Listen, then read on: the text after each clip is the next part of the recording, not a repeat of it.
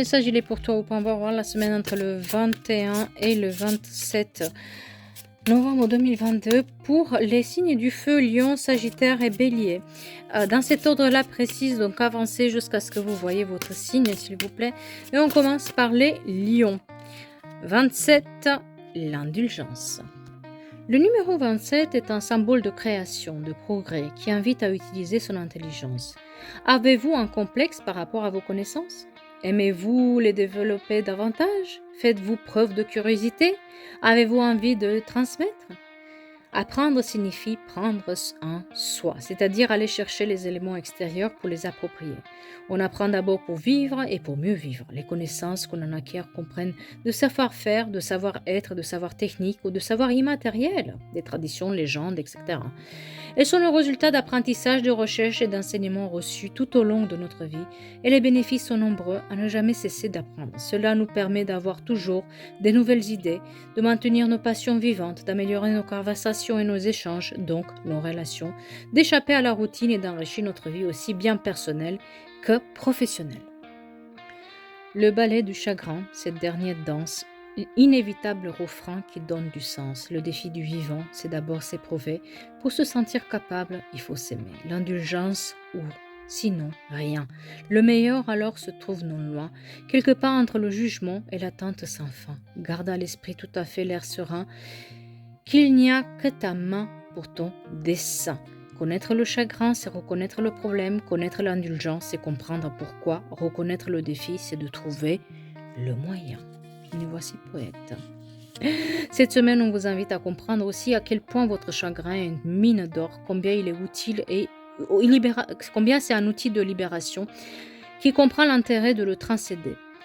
On vous indique donc qu'il faut danser avec le chagrin plus que le repousser, sinon vous perdez votre temps puisque vouloir s'en défaire serait comme si vouloir vous défaire de vous-même, ce qui n'est pas évidemment possible. L'indulgence ou sinon rien, alors ayez l'indulgence pour vous et pour les autres comme moyen de supplanter le chagrin. Il est question avec là de connaître le sentiment réparateur de l'indulgence, de prendre le chagrin de ses bras et de danser, de le laisser évoluer sans le bloquer. C'est important de balayer le passé et de refaire ses traces sur cette terre. Ne pas avoir peur d'être indulgent avec soi-même. C'est pas grave si vous avez fait une erreur. C'est pas grave cette semaine si vous n'êtes pas à l'endroit. C'est pas grave si vous vous êtes trompé. Ne vous imposez pas le chagrin comme châtiment. Ne vous punissez plus. Et on va voir maintenant pour les Sagittaires. Qu'est-ce qu'ils doivent savoir? Qu'est-ce qu'ils doivent savoir? La carte, j'adore. La résilience, j'adore cette carte. Quand le bonheur lui-même te mène en bateau sur un long fleuve tranquille berce des sanglots, il te restera une rame pour te guider, mais plus qu'une seule larme pour savoir aimer. Quand la chute s'impose, alors le bonheur explose. Et si tu t'en sors vivant, c'est qu'il est encore temps. La peine durcit les traits, enclave le cœur, mais finit par libérer l'esprit. Ultime but d'une épreuve n'est pas de connaître l'épreuve en elle-même, mais réside davantage dans la manière de la surmonter. Elle ouvre la porte sur un choix à faire quant à sa considération propre, bien plus qu'à sa capacité de résister face à ce qu'on ne peut pas surmonter. La résilience s'apprend avec l'épreuve, nous enseigne plus sur nous-mêmes qu'une quelconque forme de résistance. Donc on vous invite cette semaine de vous rendre compte que vous avez déjà surmonté des épreuves. Vous êtes toujours vivant, vous êtes toujours là. Et oui, vous êtes encore plus fort.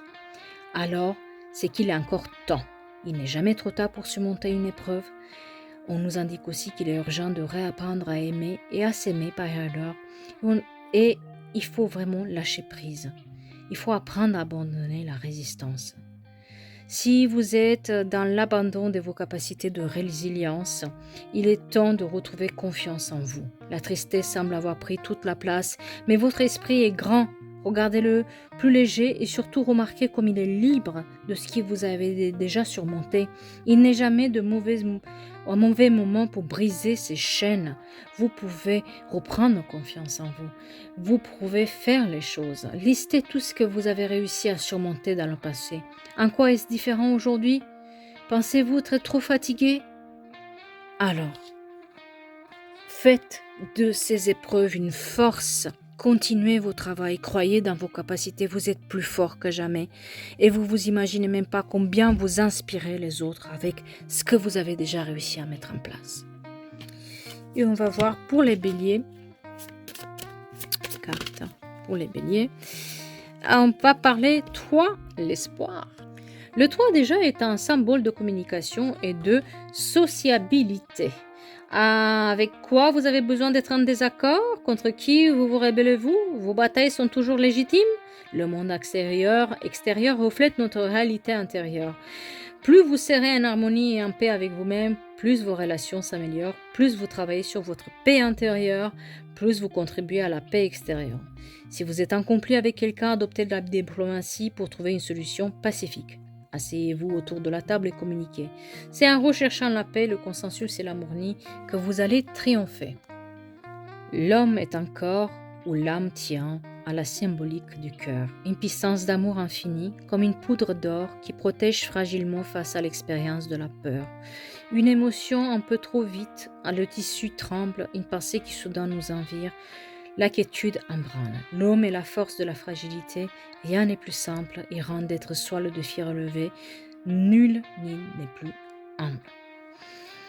Ici, on vous invite à percevoir les pétales au lieu des épines. On vous invite à garder l'espoir comme un moyen unique de conquérir le sommet auquel vous finissez par arriver finalement.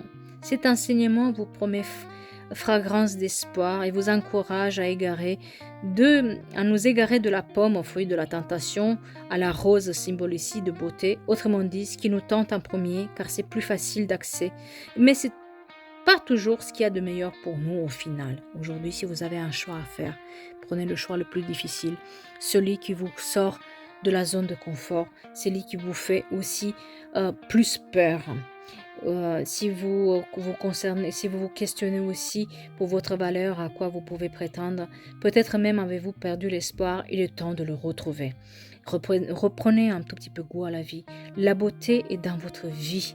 N'hésitez pas à vous programmer une sortie au théâtre, une sortie à une soirée, ou faites des choses qui vous font plaisir.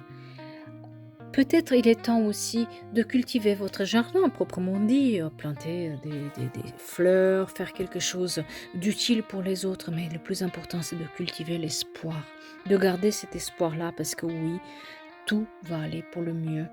Mais là, il est temps de vous relever de tout ce qui a été fait ou dit et garder l'espoir pour le lendemain.